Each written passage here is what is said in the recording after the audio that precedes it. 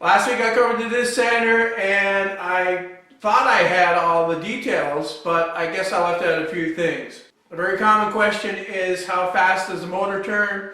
The motor is 1725 RPMs. That's probably the best speed for wood. If you go faster, like 3500, it will burn the wood more easily. Another question was, how strong is the motor? This happens to be a 1 horsepower treadmill motor, but I think that 3/4 horsepower, even half horsepower for a 12-inch disc might be okay. I would stop at a half horsepower. Anything lower than that, you're really underpowered. First thing I want to point out is that I made a change to the top compartment up here.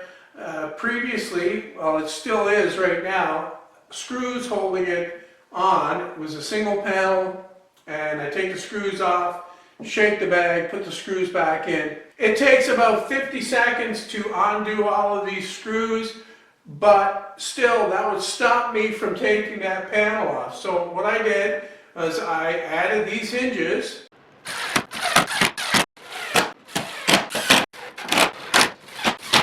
And then I made these toggles.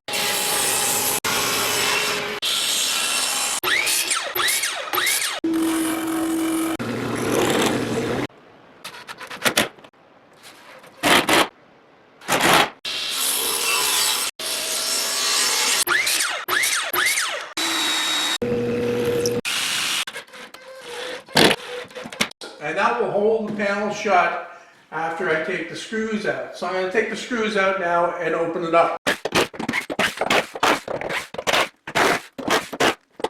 It'll actually swing open on those hinges, and what I need to do is I need to fill up these holes so I won't have any leaks through those. Now what this does is allows me easy access to the bag in here where I can shake the dust out. That way now I can just open it and then close it quickly like that with these toggles. But of course I still need to plug these holes, and what I may do is just put shorter 3/4 inch screws in to fill the holes. That's the top section taken care of. I'm going to open the bottom to see how much dust is collected down here. As you can see, there's a bit in there. I haven't been out in the workshop. This being winter, I'm down to about 1 day per week when I'm actually out here doing stuff. And I'm not necessarily using the table saw too much or the chop saw. So this is the reason for the relatively small amount of dust in here. I'm not going to bother emptying it now because, you know, that's not really worth it. I'll leave that. A couple guys asked me how tall the dust collector is in total. I think the ceiling in my workshop here is 9 feet, and that would put the top of the motor just underneath that. I think it's around, well, it looks like it's around 102 inches tall. Of course, it could be made a little bit shorter, but not much, because you need a certain size for the collection bin at the bottom here. Also, you really want it up off the floor so you can get a bucket underneath there and scoop out the dust. Having it right down on the floor would kind of make it really difficult to empty. I had a couple comments during the original video asking why I made the trap door like this and didn't make it underneath. The point of it is this needs to seal up tight. Every part of this unit from top to bottom has to be sealed tight, and this was the easiest way to do that. If I had done something where the bucket slipped underneath and then you would try to seal around that somehow, it would wind up leaking. So this is what I did here, and it works well. I had a few comments about using PVC for the dust collection system and how I didn't ground it. It would be a different thing if the shop was full of this, fully plumbed, you know, drops all over the place, a big system with a lot of PVC pipe. But for this small amount, I don't really see the point in grounding it. Guys have asked me if there has been a pressure drop or an efficiency drop with the blower up on top like this, sucking it through the bag like that. And it's pretty obvious that there would be. The manufacturer makes those cheap dust collectors for maximum impact, and that would be to draw the air immediately into the impeller, and that would be the most impressive way for it to work.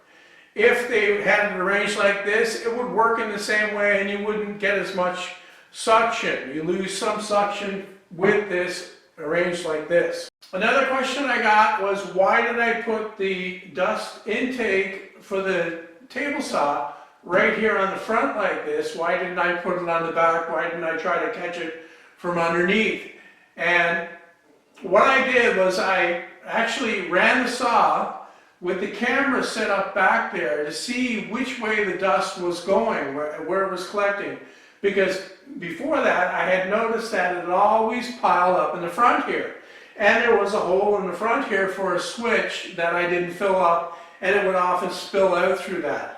And what I saw was that the blade actually kicks the dust first straight down, right off the blade, and angled forward. So a lot of the dust is going straight into this scoop at the front here. Very little is going out the back. I'm here at the back of the saw, and you can see how much dust is back here. There's nothing on the floor here at all. There's very little on the motor. What doesn't go into that scoop in the front there comes down and goes into this bucket. And as you can see, quite a bit of it does. And looking around inside there, there's very little on the inside. Is it a perfect dust collection system? No, it's not. But what it does is it cleans the air of all the fine dust. Whenever I turn it on and use the table saw, it captures all of the fine dust that normally would come up around the saw in a big cloud when you use it. I have another video tomorrow, and it will be on making a clamp. This is a kind of a different one, maybe interesting. I really can't go into it now because it's not quite done. So watch for that tomorrow morning. I hope you enjoyed it, and thanks for watching.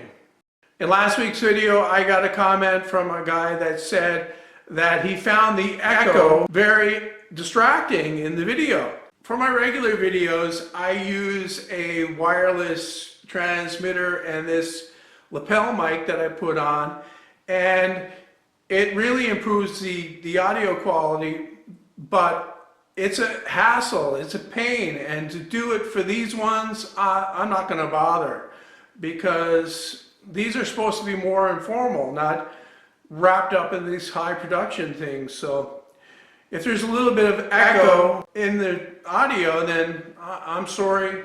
As long as you can understand what I'm saying, that's the main thing. I'd like to say about the comments I get on the videos, I try to answer them the first day. If a comment comes in on days after that and I feel it needs to be answered, I try to do that. In general, I get a lot of comments, and I really haven't got time.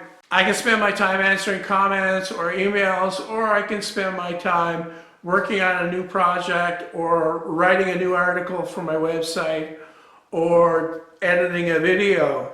And that's what it boils down to. Like, all my time is taken up with those three things. It's almost like I resent having to take the time to answer a comment that actually is answered somewhere else. I often get questions on things that, when I see it, it really bothers me, because, okay, the link is right there in the description. All you need to do is look at that, click on that, and it'll take you right there, answer all of your questions. I'll check my phone to see what day it is, or the date. I don't know. 27th. Heater.